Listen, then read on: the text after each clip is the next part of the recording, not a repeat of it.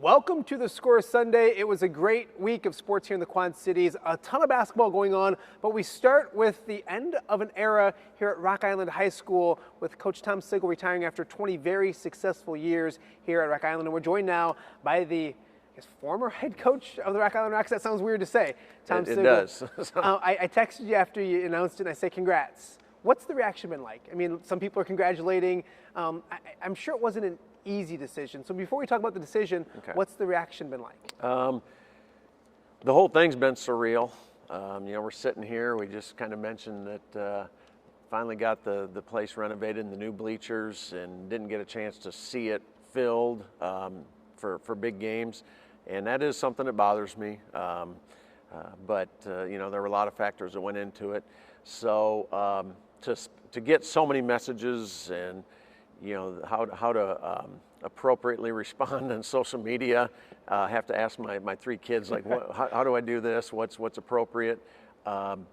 It's been pretty amazing. I mean, I feel like, honestly, boy, there's more people that maybe thought I did a good job than I thought before I retired. It's been vindicating. The other thing that's been strange is seeing, like you said, congratulations on a retirement. And I know I use that word because I feel like that's what it is, at least at this point. I don't know what the future holds, but writing it, but then seeing it more is like, gosh, I don't think I'm that old. Yeah. But you see that word attached there, so it's been different. We talked to one of our good friends, one of our mutual friends thinks you're 45. So hey, you're not that old. Take me through the process and the decision making. And I know 20 years here, 20 successful years here, a state championship. We'll get into all that. But when do you kind of start thinking about this, and what goes into a decision like this? Well, it's hard to explain, and it was hardest to explain last night. That's why I did not have many conversations with many people, real inner circle, like 3 or 4 people in the last couple weeks. 20 years, like you mentioned, and 6 at Rock Falls as a head coach and 6 at Galesburg as an assistant. So, now we're up to 32 total. It makes it tough because it's in my blood. I'm watching games over the weekend on NCAA, like, ooh, I like that action. Yeah. Usually I'm writing stuff down and I'm thinking, well, if I'm not coaching, this doesn't matter. And then that freaks you out a little bit, like, well, this is going to be really different. Yeah. But I don't know exactly what it was over the last 2 or 3 years, and it's not being not a health issue, but sometimes where it was like, one season I lost 15 pounds just, I think, from stress and probably not eating correctly, and I don't have a lot of that to lose. Yeah. And that was a little bit of a sign. And then with the pandemic, I don't know how, but I know it had an effect. Yeah. I mean, I've seen other coaches are now resigning. I don't know if it's, hey, this is Thanksgiving with no basketball. Hey, this is Christmas with no basketball. I mean, and I did miss it. I mean, it was just, I don't know, time for reflection or what it was.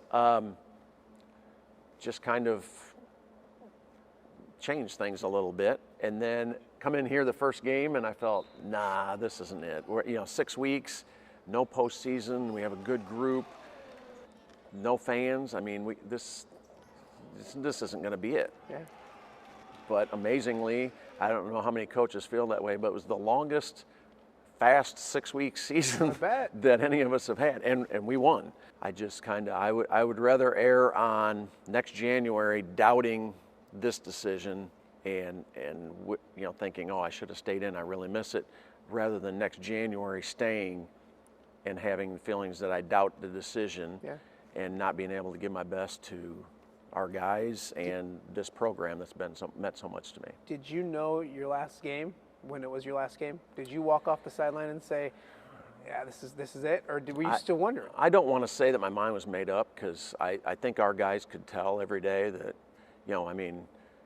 we were having the last week and a half, we're having basically hour and 15-minute long practices so our guys could get the football that we're playing football. And we want guys to stay fresh, those type of things. But I think our last practice, we were doing blockout drills just because I'm sick of watching guys ball watch, and so we're going to do a little shell, and then you could see them like, what we just won the conference and those type of things. So I think they knew that I was still into it, but kind of felt like maybe, and I guess that's the final straw. But usually, I guess if we'd had a normal season and we won our last game and we cut down nets, Yeah.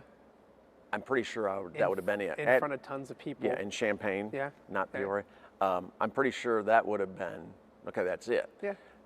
That didn't happen, but Yeah. so if it was like, hey, I'm glad we walked out of here. Can I add just a little sub note? Yeah. The other thing is, after the fact and it kind of got close, it kind of dawned on me that last game at Wharton we were able to win. Last game down at Quincy we were able to. Now, no fans. Everywhere on the road we won this year. The only gym that wasn't able to walk out with a win was Field Gym, because we had to play in the field house. Yeah. Which is where I started my coaching career, and worse off, last year we lost and I got thrown out. So that's the only gym. It fits. It makes so sense. maybe I can come back for one game. You'll miss a lot of things. Some things you won't. What are some things that you're going to miss about this? I definitely think I'll miss being in the locker room and being around the kids and those relationships that, hearing from former players last night and today. I mean, those are the things that you build and they're special. So I think that's hard to replace. I don't know that I'll miss practice, but I will miss like the prep, I think. Watching the film and setting up game plans and going in and this is what we got to try to take away, and then going to the games and trying to get it done. But I don't know if I'll miss all the games, because Rock Island's one of those places that you coach. And when you have some success, I actually talked to Gray Giovanni at Augie. I asked him one time a couple of years ago, I go, are you at the point where most of your wins are relief, you don't really enjoy them? And he said, yeah. Yeah. And so I won't miss, hey, okay, we got that one, we were supposed to win it, let's move on to the next one, and you lose sight of that. But what I will miss, especially in the Big Six or those postseason games, are the big competitive, big game atmospheres. Yeah. That's the adrenaline is hard to replace. You're supposed to say you'll also miss the coaches' banquets, which we make fun of each other. Well, and that is a good point. I guess you always have those things, but just we'll bring the you back on to camaraderie make fun with of the everybody. coaches. It'll be great. You mentioned the standard at Rock Island. 41 years, two dudes here, two coaches. That's it. Mm-hmm. What is it about this place? I mean, you're leaving a special place when it comes to Rock Island High School, are you not? Yeah, I mean, I think that's one of the things I knew when I came here, that I knew there was a history, knew there was a great tradition. Also means better do the job, because there's going to be some expectations, and so I knew that, and trying to fill big shoes from what Coach Reed had done here was one of the challenges to take on. So I appreciate all of it. When do you feel like you went from being Duncan's replacement to being the head basketball coach at Rock Island?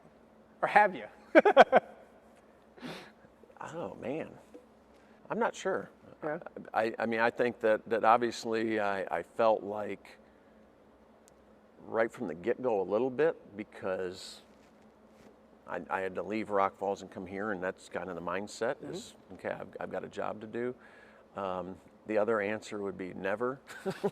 The other one would probably be easy to say, well, maybe after 2011. It's a good one. It's a pretty easy one. Yeah, absolutely. You had great success at Rock Falls. We want to talk about that. I want to talk to you about some players, and obviously you coached your sons, and a lot of other memories here at the Fieldhouse. So we got much more to get to with former head Rock Island basketball coach Thom Sigel. We'll have much more on that right here on The Score.